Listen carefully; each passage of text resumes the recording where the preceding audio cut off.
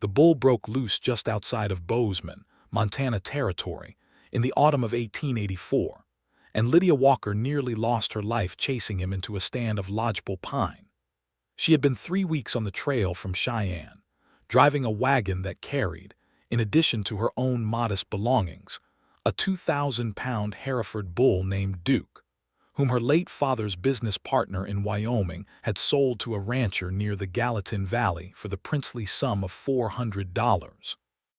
It was, by any measure, more money than Lydia had ever been trusted with in her 24 years, and she had sworn to her father's memory that she would see the animal delivered safe and sound if it killed her. It very nearly did. The wagon axle had been groaning for 2 days already, a low complaint she had chosen to ignore because there was no blacksmith for 50 miles, and turning back was not a word in her vocabulary. When the axle finally gave way on a rutted stretch of road beneath the shadow of the Bridger Mountains, the wagon lurched hard to the left, the makeshift crate holding Duke splintered along one seam, and the great red-and-white bull put his head down and simply walked through the broken slats as though they were made of paper. "Duke! Duke! You ornery devil, get back here!" Lydia shouted, scrambling down from the driver's bench with her skirts hiked to her knees, an act of impropriety she would have been mortified by in Cheyenne, but which seemed entirely reasonable in the wilderness at dusk, with a fortune on 4 legs trotting toward the tree line. She was not a small woman, nor a delicate one. Years of helping her father run cattle across the high plains had given her arms real strength and a voice that could carry across a field in a gale, and she used both now, running after the bull with a length of rope in one hand and her heart hammering against her ribs. Duke, for his part, seemed to regard the entire chase as a fine game, trotting just far enough ahead to keep her at a frustrated distance, snorting steam into the cooling evening air.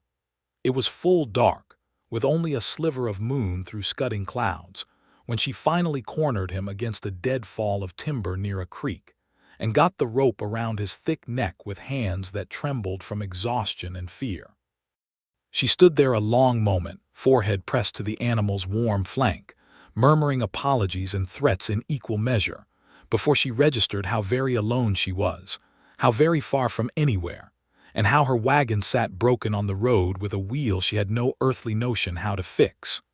She was 24 years old, unmarried, 3 weeks from home, and entirely on her own in country that swallowed careless people whole. She allowed herself exactly one moment of despair, standing there in the dark with the bull's breath fogging around her, and then she straightened her spine the way her father had taught her, and began walking Duke back toward the wagon, praying she would not meet a wolf, a bear, or worse before she got there. She did not meet any of those things. She met, instead, a mountain. At least that was her first impression of Nathan Prescott, when she came around the bend in the road and found a man kneeling beside her wagon with a lantern set on a rock beside him, running his hands along the broken axle as though he had been expecting her. He rose when he heard her footsteps, and rose, and kept rising, until Lydia found herself looking up at a man who stood well over 6 feet, with shoulders that strained the seams of a buckskin coat and forearms, bared where he had rolled his sleeves, that were roped with the kind of muscle that came from years of swinging an axe and hauling timber, and doing whatever else it was that men did to survive alone in the high country. His hair was dark and long enough to brush his collar, unruly from the wind, and a beard, neatly kept but full, covered a jaw that looked as though it had been carved from the same granite as the mountains behind him. In the lantern light, his eyes were a startling pale gray, like ice over a deep lake, and they studied her now with a wariness that told her he was as surprised to see her as she was to see him. "Ma'am," he said, and his voice was low and rough like gravel underwater. "Didn't expect to find the owner of this rig wandering out of the dark with a bull on a rope." "He got loose," Lydia said, breathless, still holding tight to Duke's lead. "The crate broke when the axle went. I had to chase him near half a mile. I heard the commotion from my cabin," the man said. "Thought it was elk at first. wasn't expecting a bull the size of a small barn. He looked at Duke with something like respect, then back at her. "You're a long way from anywhere to be traveling alone, ma'am." "I am aware of that," she said, more sharply than she intended, exhaustion making her tongue quick. "But I have a contract to fulfill, and this bull is meant for the Larson Ranch outside Bozeman, and I do not have the luxury of turning back simply because the road disagreed with my wagon." Something that might have been amusement flickered at the corner of his mouth, there, and gone so fast she almost missed it. "No, I don't suppose you do." He crouched back down beside the wagon, running his hand along the splintered wood of the axle housing. "This is broke clean through. You won't get another mile on it as it stands." "I know that," she said, and heard her own voice crack just slightly with the fear she had been holding at bay since the wheel first gave way. "I don't suppose you know anyone nearby who could help.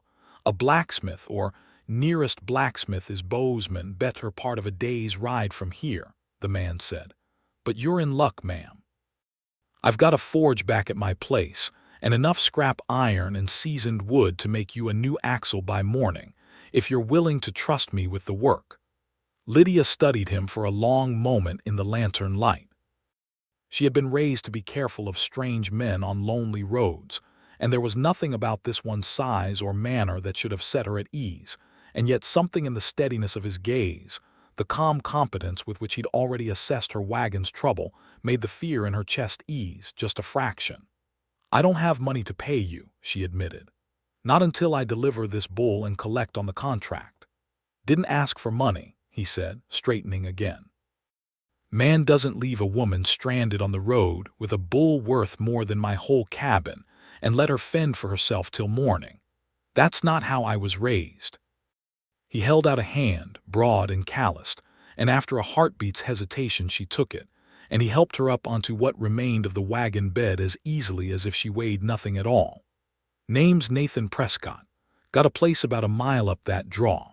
He nodded toward a dark cleft in the mountainside where, now that she looked, she could just make out a faint glow of firelight. "There's a corral there'll hold your bull for the night and a barn where I do my work. We'll get you fixed up."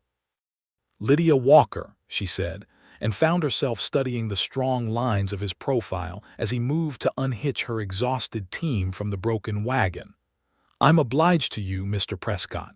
Truly." "Nathan," he said, glancing back at her. "Out here, formality's a luxury same as everything else."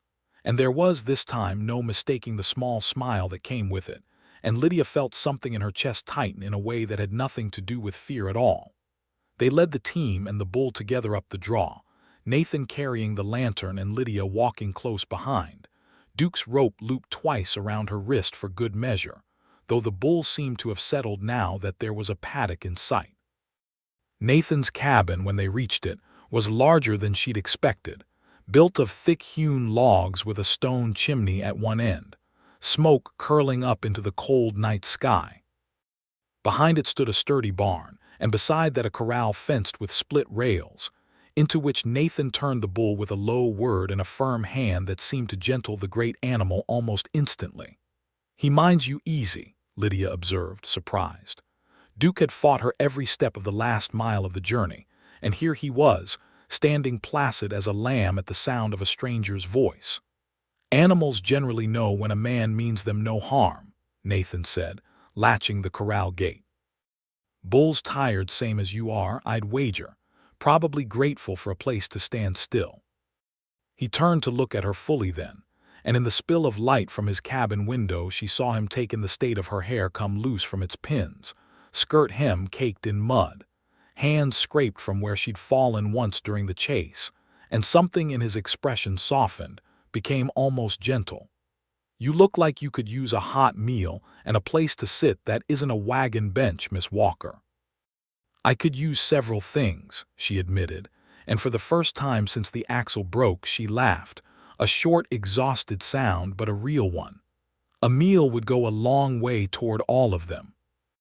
Inside, the cabin was simple but well kept, a single large room with a stone hearth, a table and 2 chairs, a narrow bed along one wall, shelves of tools and provisions along another.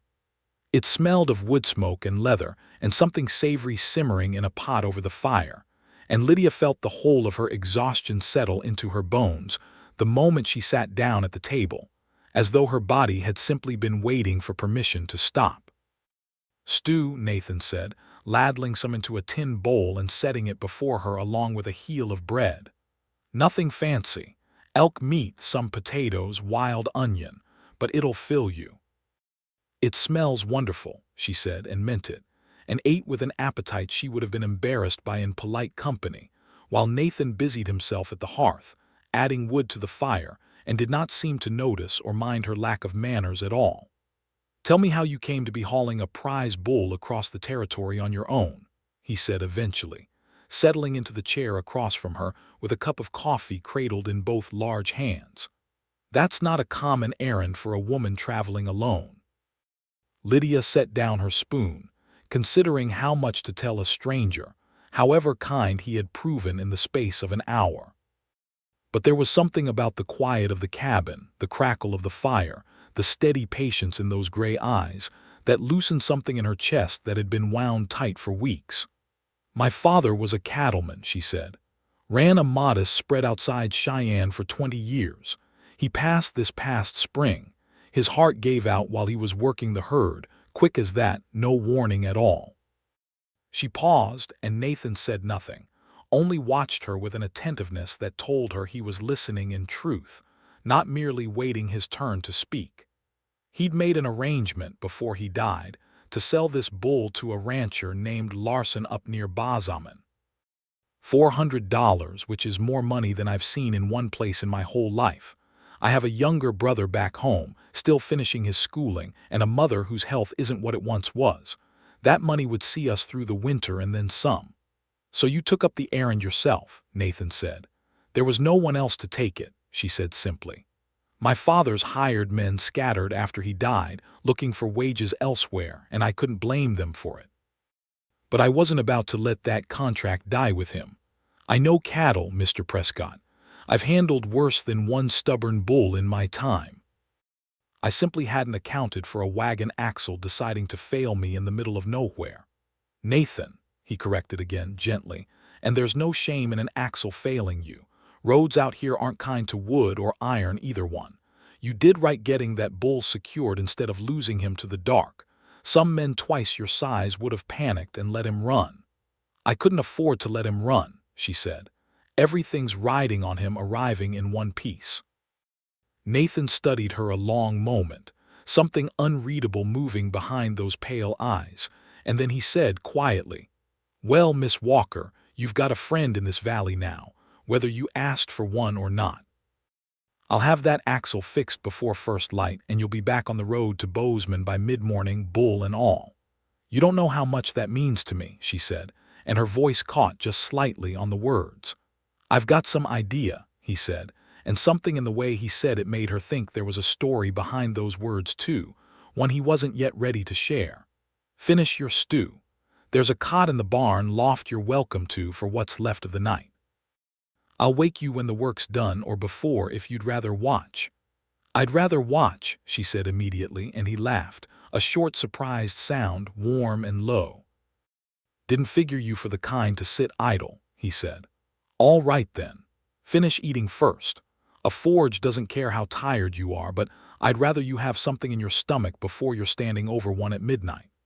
She did as he asked, finishing the stew and the bread, and when she was done he took her bowl and set it aside, and for a moment their hands brushed in the exchange, and she felt a jolt of warmth travel up her arm that had nothing at all to do with the fire. "Mr. Prescott," she started to say, and he shook his head. "Nathan," he said again, patient as stone, and there was something almost boyish in the small, hopeful curve of his mouth as he waited for her to say it. "Nathan," she said, and felt the name settle strangely comfortable on her tongue, as though she had been saying it for years rather than minutes. "Thank you for all of this." "Don't thank me yet," he said, rising and reaching for his coat again. "Axle's not fixed. Come on, time we get to work." The barn, when they entered it by lantern light, was a marvel of organization that spoke to years of solitary industry tools hung in careful rows along one wall, a forge built of fieldstone glowing dull orange from banked coals in the corner, seasoned lumber stacked and dried along the rafters. Nathan moved through the space with the ease of a man who knew every inch of it blind, stoking the forge back to roaring life with a few practiced strokes of the bellows, selecting lengths of iron and wood with an eye that clearly measured by instinct rather than rule. "You built all this yourself?" Lydia asked, watching him work, the play of firelight across the muscles of his back and arms as he hefted a length of iron onto the anvil. "Took some years," he said, striking the metal with a hammer, sparks flying bright in the dim barn. "I came out to this country in '76, after the war back east had settled and there wasn't much left for me there.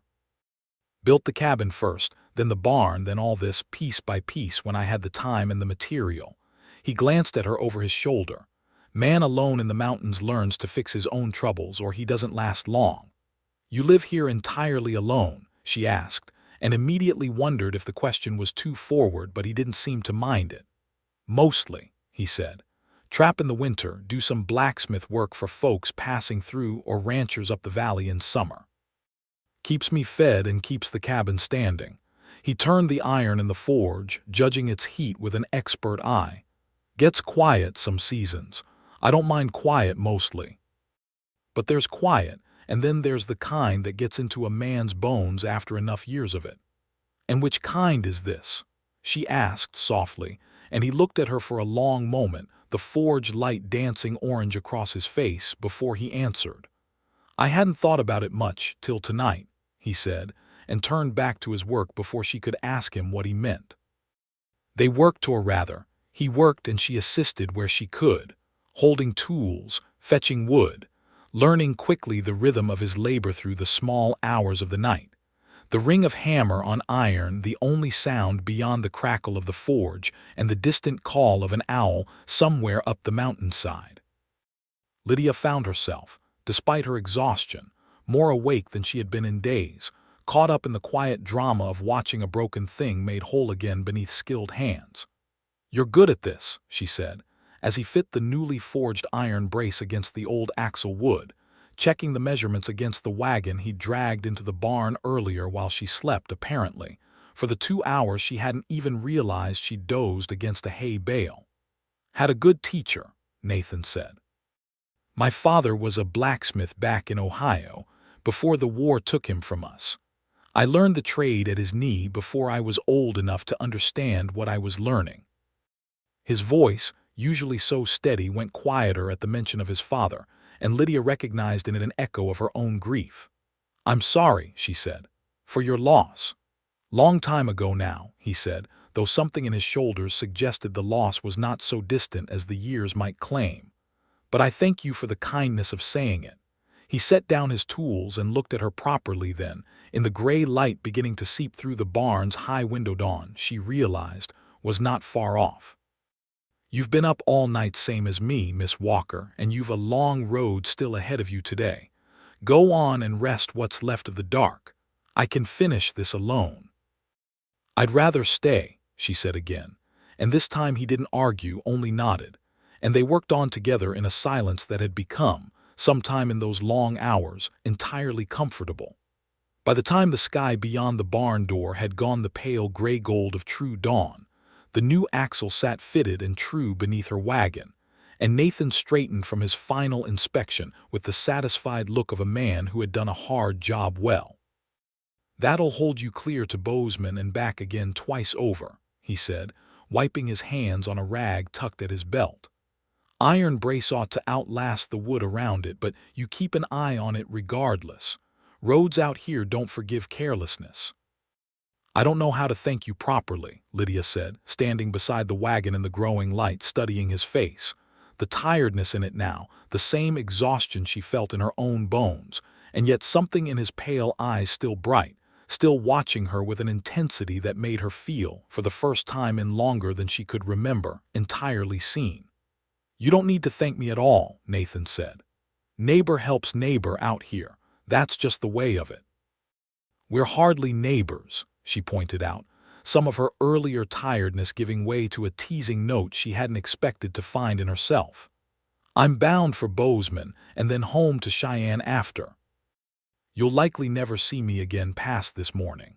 Something shifted in his expression at that, something that looked almost like disappointment before he mastered it, tucking it away behind the same steady calm he wore like armor.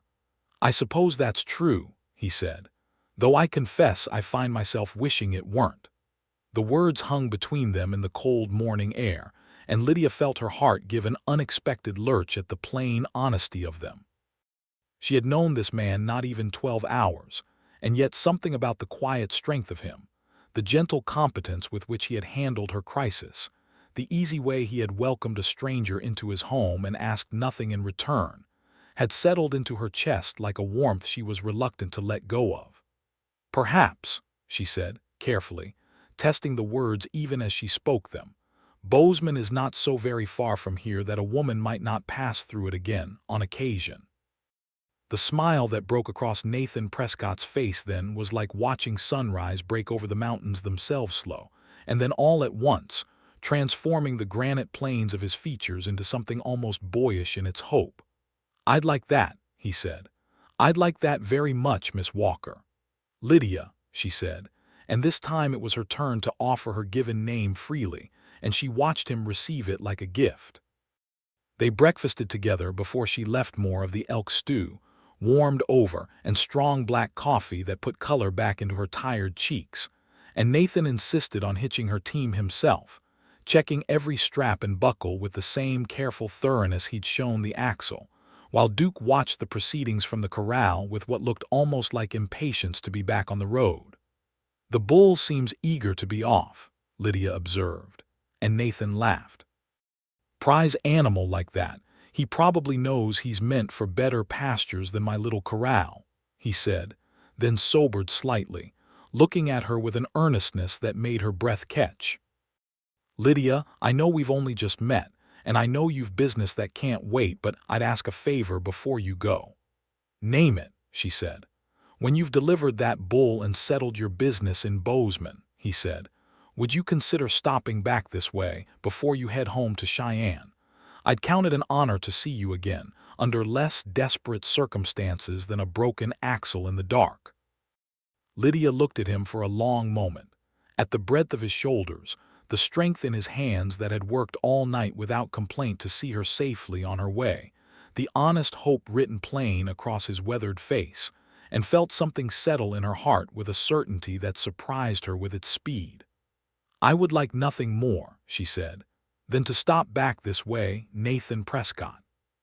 He helped her up onto the wagon bench, and this time when their hands touched, neither of them pulled away quite so quickly as before. "Safe travels, Lydia," he said, "and Godspeed with that bull of yours." "Thank you," she said, "for everything." And then, because the words seemed suddenly insufficient for all he had done, she added softer, "I won't forget this kindness, Nathan. Or you." She drove away as the full light of morning broke gold over the mountains, Duke trailing steady on his rope behind the wagon, and did not look back until she'd crested the first rise in the road.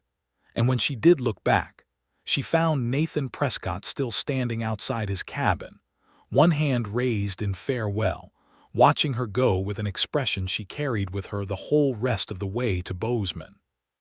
The delivery of the bull to the Larson Ranch went, in the end, without further incident, though Lydia found the 2 days it took to complete the business oddly hollow, her mind returning again and again to a cabin in the mountains, and a man with gray eyes and gentle hands. Gunnar Larson, a broad Swedish rancher with a wife and 4 young children, was overjoyed with Duke's condition despite the ordeal of his journey, and paid the full $400 without quibble, even adding a small bonus for what he called her grit in getting the old boy here in one piece.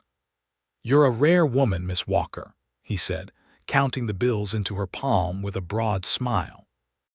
"Most men wouldn't have managed what you did, alone on that road." "I had help in the end," she said, thinking of Nathan, and found herself smiling in a way that made Mrs. Larson, watching from the porch, exchange a knowing glance with her husband. Lydia spent one night in Bozeman proper, in a modest boarding house near the center of town, sleeping in a real bed for the first time in weeks and waking feeling more herself than she had in months.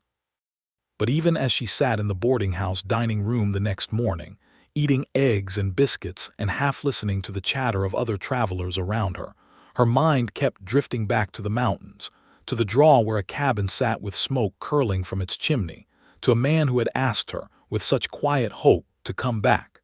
She realized, made her decision before she'd even finished the thought.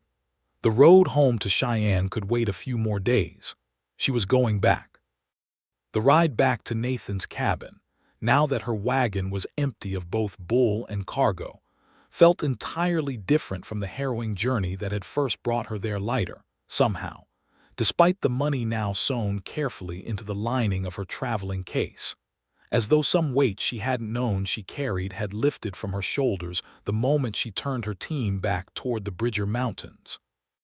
She found the cabin easily enough, the landmarks of the road now familiar to her, and felt her heart begin to race in a way that had nothing to do with fear as she came around the final bend and saw the corral, the barn, the cabin with its stone chimney, all just as she remembered.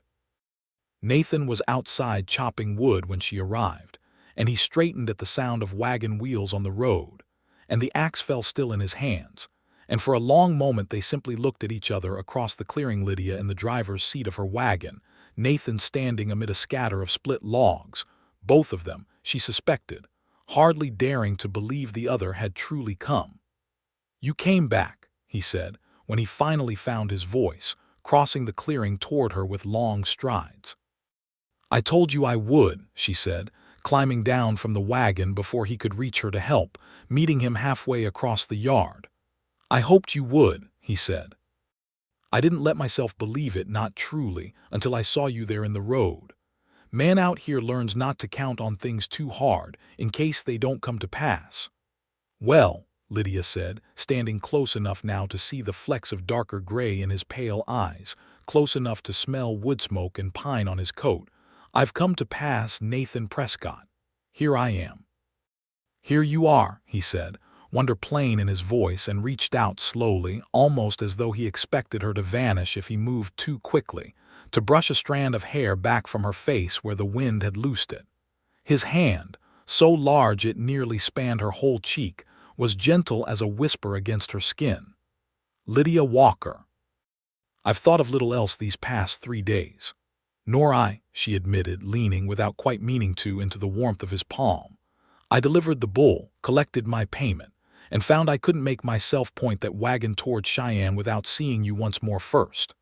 "I'm glad of it," he said, "gladder than I know how to say properly." And then, as though the words had cost him some great effort of courage, he added, "I know it's forward of me, given how short a time we've known each other. But I find myself hoping you might stay a while, Lydia. Not just a night. Longer if you'd consider it. I've a spare room I could finish out proper and—" "Nathan," she interrupted gently, "you're getting ahead of yourself." He flushed, an endearing color rising up from his collar into his weathered cheeks, and started to step back, but she caught his hand before he could withdraw entirely.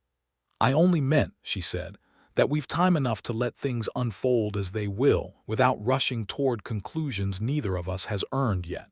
But I'd be lying if I said the idea of staying didn't appeal to me. Very much." Relief and hope chased each other across his face in quick succession, and he laughed, a short surprised sound, and closed his other hand gently over hers where it rested against his palm. "Then stay," he said simply.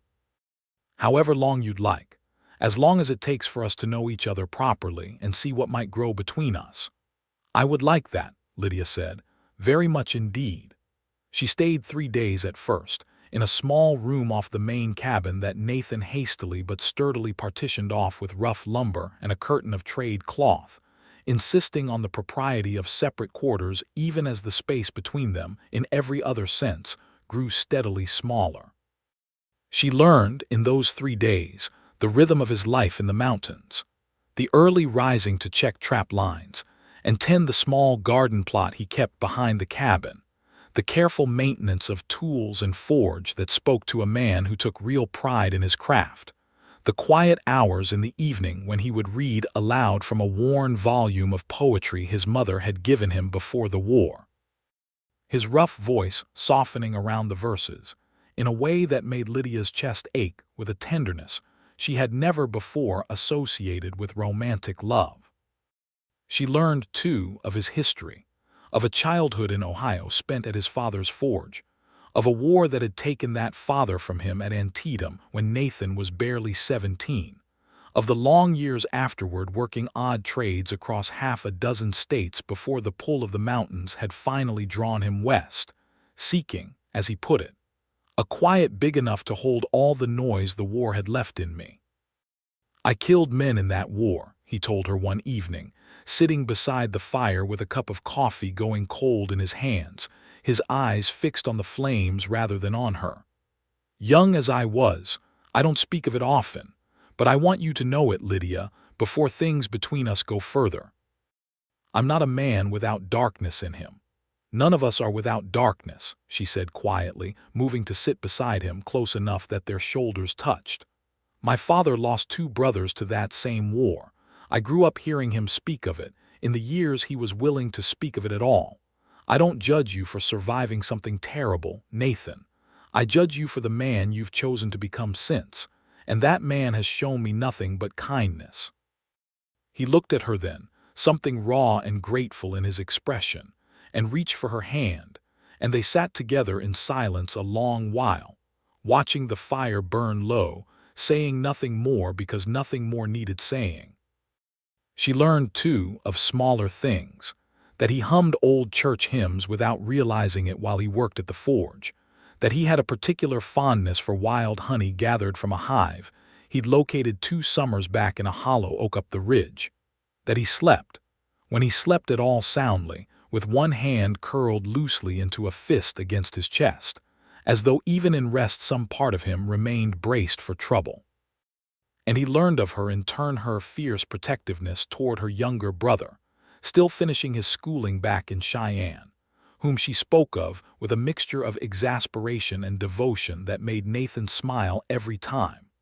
Her genuine skill with cattle and horses, honed across years at her father's side, that made her more capable on the range than most men Nathan had ever known. Her habit of humming while she mended clothing or prepared meals, an unconscious cheerfulness that filled the cabin with a warmth it had not held in all the years Nathan had lived there alone. "You've brought something into this place I didn't know it was missing," he told her on the 4th evening, as they sat together on the cabin's small porch watching the sun set gold and violet over the western peaks.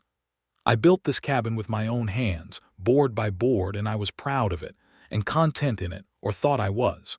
But these past days, having you here," he paused, searching for words adequate to the feeling. "It's like I built a house all this time without realizing I was building it for 2. Lydia felt her breath catch at the raw honesty of the words, and turned to find him watching her with an expression of such open tenderness that her heart seemed to swell too large for her chest.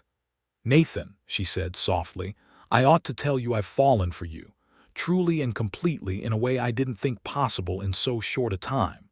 I came out here on an errand for my father's memory, never imagining I'd find this. You, whatever this is between us." "I've fallen for you too," he said, his voice rough with the same emotion. "From the moment I found you standing in the road with that bull on a rope, more determined than any woman or man I've ever met, I knew there was something different about you, Lydia.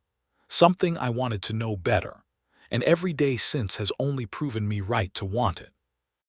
He reached for her then, cupping her face in both his broad, calloused hands, and kissed her, gently at first, questioning, and then, when she leaned into him with a soft sound of assent, more deeply, his arms coming around her to draw her close against the solid warmth of his chest. Lydia wound her own arms around his neck, feeling the powerful muscles of his shoulders beneath her palms, and thought with a clarity that surprised her that she had never in her life felt so entirely safe, so entirely home, as she did in this man's embrace beneath a Montana sunset. "I don't want you to leave," Nathan murmured against her hair when they finally parted, foreheads still resting together. "I know that's a great deal to ask this early, but I don't want you to leave, Lydia. Not for Cheyenne, not for anywhere. I don't want to leave either," she admitted. "But Nathan, my mother, my brother, they need what money I can send them, and my mother's health isn't strong. I can't simply abandon my responsibilities to them, however much my heart might wish to stay here with you." "I wouldn't ask you to abandon them," he said. "But perhaps there's a way to honor both. You could write to them, explain what's happened here, and in time, if things between us continue as I hope they will, perhaps they might come to see this territory for themselves. There's land enough here and honest work to be found for a young man willing to learn a trade or tend cattle on ranches that are always short-handed for good hands." He paused, then added, more quietly, "I've some savings put by from years of trapping and smith work. Not a fortune, but enough that no family need go hungry that I'd call my own." Lydia looked at him, at the earnest hope in his pale eyes, and felt the last of her hesitation dissolve like morning frost beneath the sun. "You would do that," she said wonderingly, "for a family you've never even met?" "I'd do considerably more than that," Nathan said, "for the woman I intend to marry if she'll have me." The words hung in the golden evening air between them, and Lydia felt her whole heart still, then race, at the plain declaration of them. "Are you asking me, Nathan Prescott?" she said, half laughing, half breathless with the sudden enormity of the moment. "I suppose I am," he said, and there was nothing hesitant in his voice now, only a steady certainty that seemed to have been building in him since the moment he'd first found her on that dark road. "Lydia Walker, I know we've known each other but a handful of days. I know that's not the ordinary course of things, and I know your mother and brother might rightly wonder at the haste of it. But I've lived alone in these mountains going on 8 years now, and in all that time I never once felt what I've felt in these past days with you beside me. I love you. I want to build a life with you here if you'll consent to build it with me. Will you marry me?" Lydia felt tears rise unbidden at the raw sincerity of the question and did not try to hide them. "Yes," she said. "Yes, Nathan, I will marry you." And he laughed aloud, a sound of pure joy that seemed to echo off the mountains themselves, and swept her up into his arms, spinning her once in a circle before setting her back on her feet to kiss her again, more fiercely this time, with all the certainty of a man who had found, at last, the thing he had not known he was searching for. They were married 3 weeks later, in the small Methodist church in Bozeman, in a ceremony that Lydia's mother and brother traveled up from Cheyenne to attend, having received Lydia's letter with, if not immediate ease, then at least the willingness to trust their daughter's judgment in a matter she described with such evident happiness. Lydia's mother, a thin but sharp-eyed woman named Constance Walker, studied Nathan with the careful assessment of a woman who had buried one husband already and was not about to see her daughter make a poor match. But by the end of the visit, watching the gentle way Nathan handled every task set before him, the evident devotion in every glance he sent Lydia's way, she pronounced herself satisfied. "He's a good man," Constance told her daughter, the night before the wedding as they sat together in the Bozeman boarding house room they were sharing. "Strong and steady, and I can see plain as day he loves you beyond reason. Your father would have approved, Lydia. I'm certain of it." "I think so too," Lydia said, and found herself weeping, just a little at the thought of her father, gone these many months, missing this happiness she had found in circumstances so unlikely as a broken wagon axle on a dark mountain road.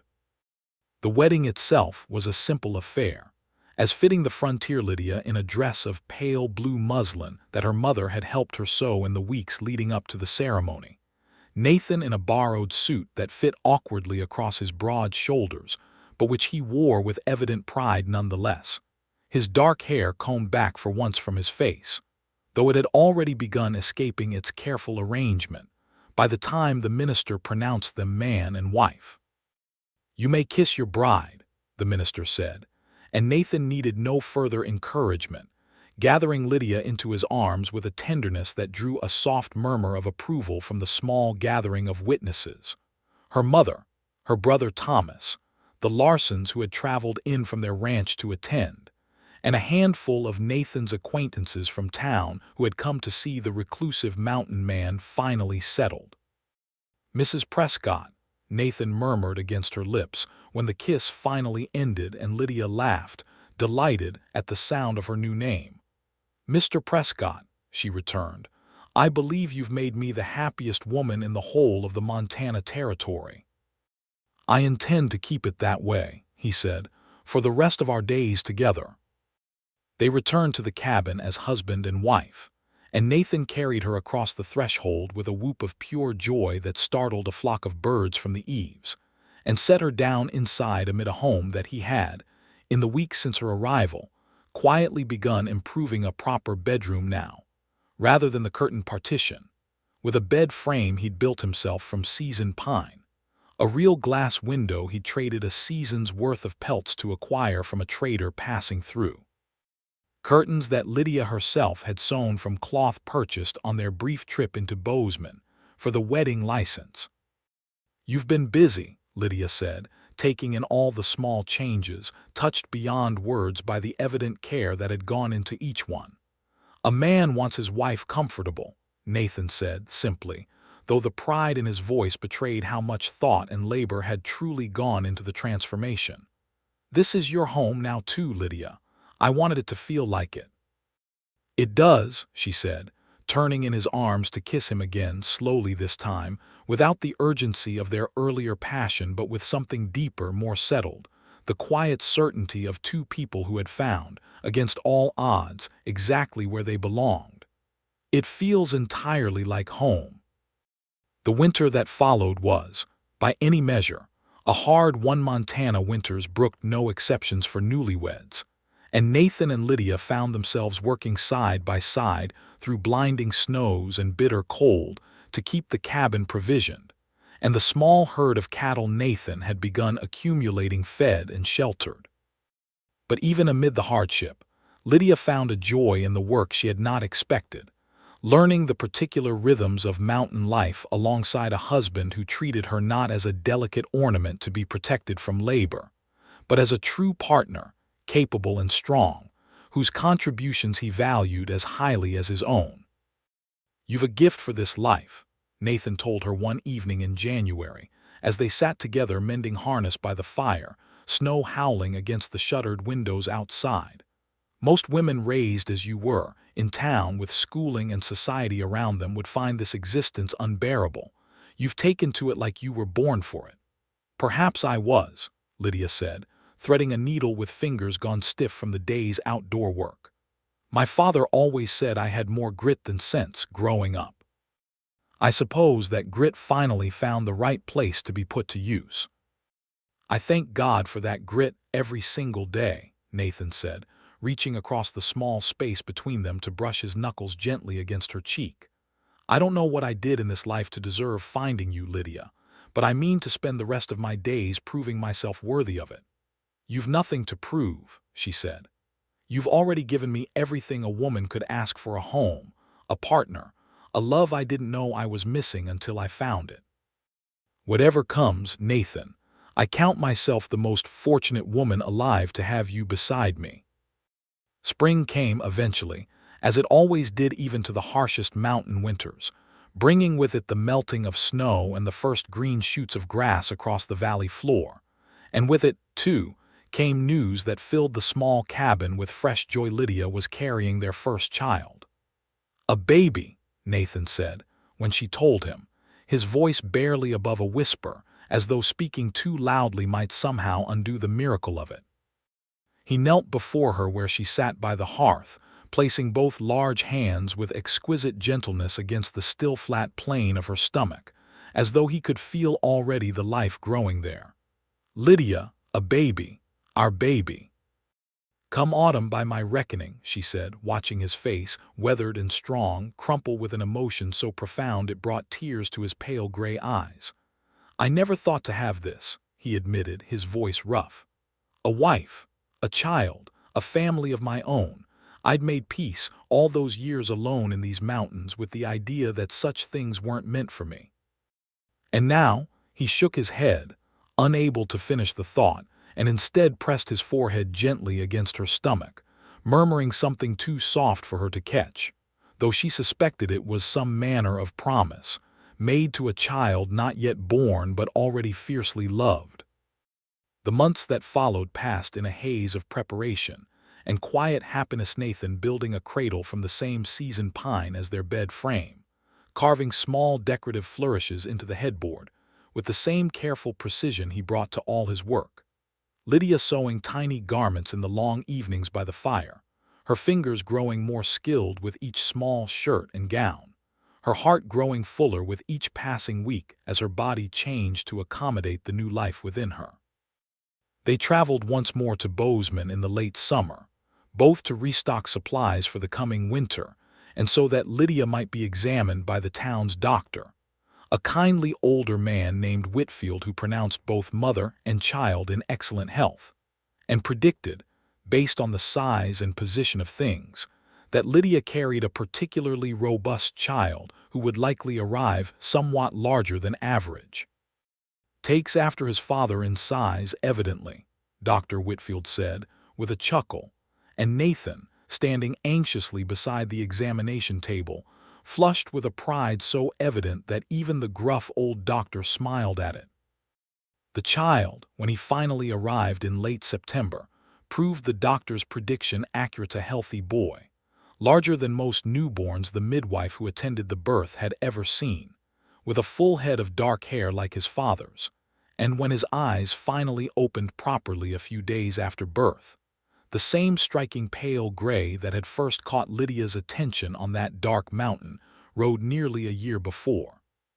"He has your eyes," Lydia said, exhausted but radiant, cradling the infant against her chest while Nathan hovered nearby, seemingly afraid to breathe too loudly lest he disturb the fragile perfection of the moment. "He has your strength," Nathan countered gently, "coming into this world with such force the midwife swore she'd never seen the like." "What shall we call him?" Lydia asked, and Nathan considered a long moment, studying the small, solemn face of his newborn son.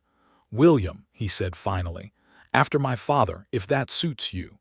"William Prescott," Lydia said, testing the name, and smiled. "It suits him perfectly." William Prescott grew, over the following months, into a robust and cheerful child, doted upon in equal measure by both parents and, when they visited from Cheyenne the following summer, by his grandmother Constance and his young uncle Thomas as well, the latter having, in the intervening year, taken enough of an interest in the opportunities of the Montana Territory that he began seriously considering relocating west himself, once his schooling concluded, a prospect that filled Lydia with quiet joy at the thought of her remaining family drawing closer, rather than farther, from the new life she had built. 2 years after William's birth, a second child followed, a daughter this time, whom they named Sarah after Nathan's long-deceased mother, born in the depths of another Montana winter with a shock of dark hair, and a temper, evident even in infancy, that promised to match her mother's own considerable will. Nathan, holding his newborn daughter for the first time, wept openly, unashamed of the tears that traced through his beard, murmuring promises of protection and love to the tiny, furious bundle in his arms that made Lydia's heart swell with a happiness so complete it felt almost too large to contain.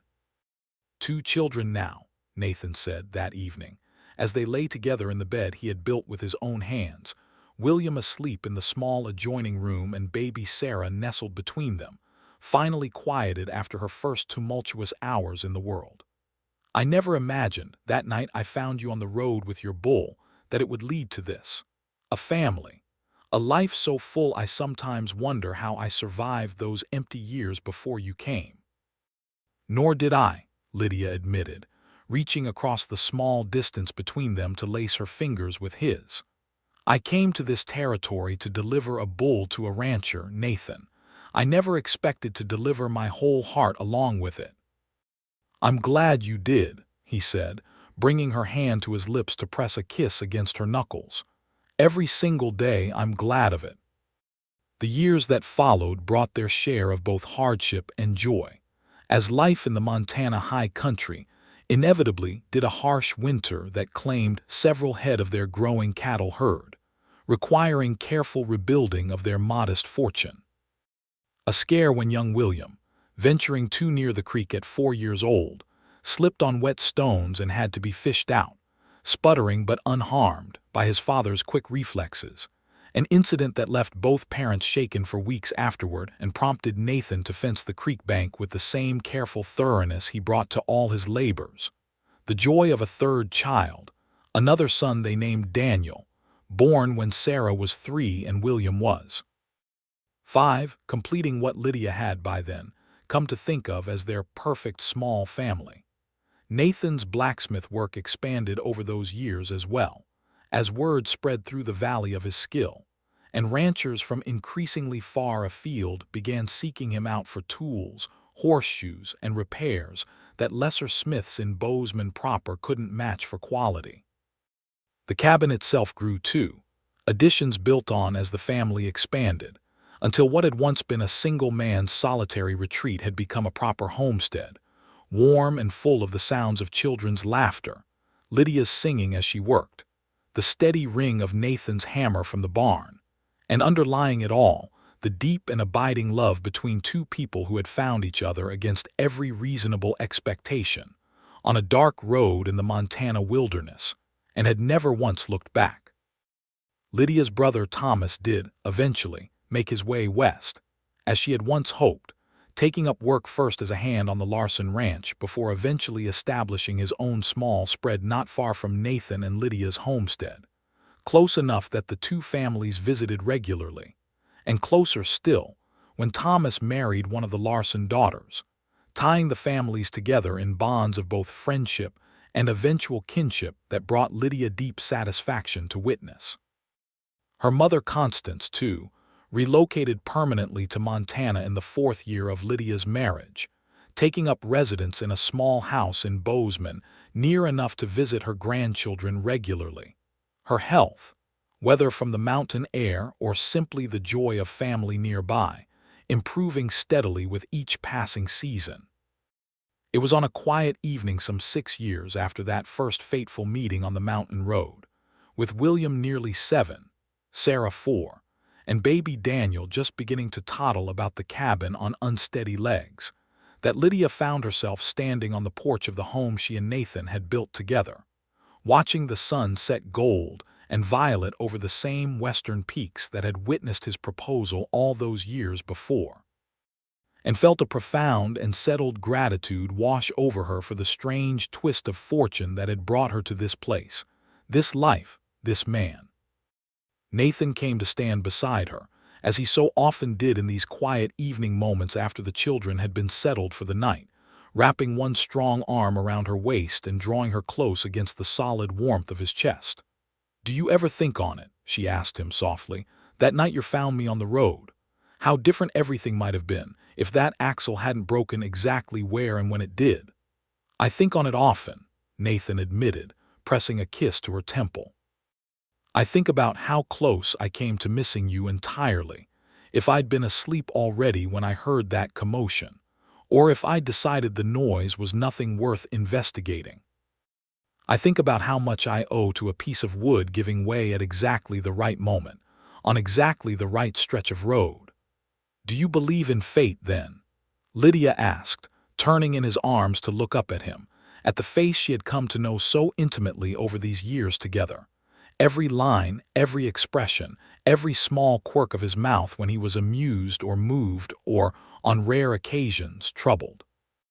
"I believe," Nathan said, slowly, considering the question with the same careful thoroughness he brought to all his work, "that some things are simply meant to happen, in ways we can't fully understand or explain. I believe I was meant to be standing at that wagon when you came around that bend in the road, leading a bull twice your size with more courage than sense, exactly as fierce and determined as you needed to be to survive out here. And I believe you were meant to find, in a solitary mountain man with more scars than sense of his own, someone who could see past all his rough edges to whatever was worth loving underneath. "There was a great deal worth loving," Lydia said softly, reaching up to trace her fingers along the strong line of his jaw, feeling the slight roughness of his beard beneath her touch. "I saw it that very first night, Nathan, even through all my exhaustion and fear. I saw a man who fixed broken things, wagons, axles, whatever else needed mending without asking anything in return, simply because it was right to do so. And I fell in love with that man a little more every single day since." "As did I," Nathan said. "With a woman brave enough to chase a runaway bull through mountain darkness, and stubborn enough to see her father's contract fulfilled no matter the cost, and generous enough to see something worth loving in a solitary man, the whole territory considered too rough and too withdrawn for polite company." He brushed a strand of hair back from her face, his expression soft with a devotion that had only deepened, rather than faded, across their years together. "I love you, Lydia Prescott, more today than the day I married you, and I suspect more tomorrow than today, for as long as we both shall live. I love you too, Nathan," she said, "entirely and completely, and without a single regret for the path that brought me here." Behind them, from inside the cabin, came the sound of William's laughter, quickly followed by Sarah's indignant protest and baby Daniel's babbling contribution to whatever small drama was unfolding between the siblings, and Lydia laughed, the sound bright and warm in the cooling evening air. "I suppose we ought to go see what mischief they're making," she said, though she made no immediate move to leave the comfort of Nathan's arms. "In a moment," he said, drawing her closer still, pressing one more lingering kiss to her lips beneath the darkening sky. "Let me have just one more moment of this first, of you. Before the mountain and the mischief and all the beautiful chaos of our life together calls us back inside." And so they stood together a while longer on the porch of the home they had built, watching the last light fade behind the peaks that had witnessed the whole of their love story unfold, from a broken axle in the darkness to a family grown full and happy in the years since. Two hearts that had found, against every reasonable expectation, exactly where and with whom they were always meant to belong. The years that followed only deepened what had begun that fateful autumn night. William grew tall and broad like his father, showing an early aptitude for the forge that delighted Nathan beyond measure, spending long hours in the barn learning the trade at his father's side, much as Nathan himself had once learned it from his own father back in Ohio. Sarah, true to the fire evident even in her infancy, grew into a young woman as capable and determined as her mother, riding and roping alongside the ranch hands from the age of 10, and eventually taking over much of the management of the family's growing cattle operation as she came into adulthood.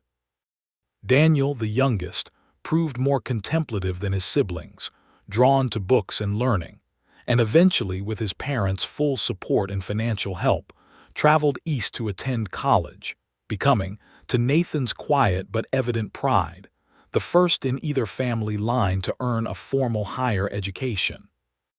The homestead itself grew and prospered across those years, Nathan's reputation as a smith spreading throughout the valley and beyond, until Prescott Ironworks, as it came to be known, supplied tools and hardware to ranches across half the territory.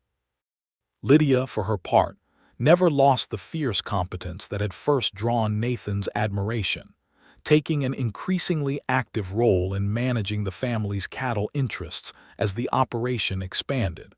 Her name, eventually as respected among the valley's ranching community as her husband's was for his craft. They faced, across those decades together, all the ordinary trials of frontier life, illness that struck fear into their hearts before passing, harsh winters that tested their resources and resolve, the ordinary griefs of losing Nathan's remaining distant relatives back east one by one to age and time, and eventually, when Lydia was well into her 50s, the loss of her own mother Constance, who died peacefully in her sleep in the small Bozeman house she had come to love. surrounded by family who had traveled from across the valley to say their farewells. But they faced every trial together, as they had faced that first crisis of a broken wagon axle on a dark mountain road, with a partnership so complete that neither could any longer quite remember what it had felt like to face the world alone. On the 30th anniversary of that first meeting, Nathan and Lydia found themselves once more standing on the porch of their much-expanded home, now grandparents several times over, as William and Sarah had each married and started families of their own, Daniel having settled into a comfortable position as a school teacher in Bozeman proper, close enough to visit regularly, but far enough to have carved out his own quiet life. 30 years, Lydia said, marveling at the number, as Nathan settled into the rocking chair beside hers, a concession to age that neither of them had expected to need quite this soon, though the decades of hard mountain living had left their marks on both their bodies, even as their spirits remained as vital as ever. "I can hardly credit it, Nathan. 30 years since you found me on that road." 30 years, Nathan agreed, reaching across the small distance between their chairs to take her hand, his grip still strong despite the silver that had long since overtaken the dark of his hair and beard. "The best 30 years of my life, without a single day of regret." "Nor mine," Lydia said. "Though I confess, some mornings I wake and half expect to find myself back in that old wagon, chasing Duke through the darkness, and have to remind myself that all of this—" She gestured toward the sprawling homestead around them, the barn where their son now worked the forge his father had taught him, the fields where cattle grazed peacefully in the golden afternoon light, the sounds of grandchildren's laughter drifting from somewhere near the creek Nathan had fenced so carefully all those years ago. All of this really happened. That we really built this together, from nothing but a broken axle and a stubborn hope. "It happened," Nathan said, bringing her hand to his lips for a kiss that had lost none of its tenderness across 3 decades of marriage. "Every single beautiful moment of it. And I'd do it all again, exactly the same, if given the chance. Every hardship, every joy, every single day beside you, Lydia Prescott. You are, and always have been, the finest thing that ever came into my life. And I thank whatever fortune or fate or providence saw fit to break that axle on that particular stretch of road, on that particular night, so many years ago now." "As do I," Lydia said, leaning her head against his shoulder, watching the sun begin its slow descent toward the mountains that had witnessed the whole of their story unfold. "As do I, my love, every single day." And there, on the porch of the home they had built together from nothing but hard work and an unlikely love that had begun with a runaway bull and a broken wagon in the darkness of the Montana wilderness, Nathan Prescott and Lydia Walker Prescott sat together as they had for 3 decades, and would for many years yet to come, hands clasped, hearts full, watching the golden light fade over the peaks that had first brought them together. Content in the certain knowledge that whatever else life might yet hold in store for them, they would face it exactly as they had faced everything since that fateful night together, and in love, and grateful beyond words for the strange twist of fate that had made a broken axle the beginning of everything good that followed.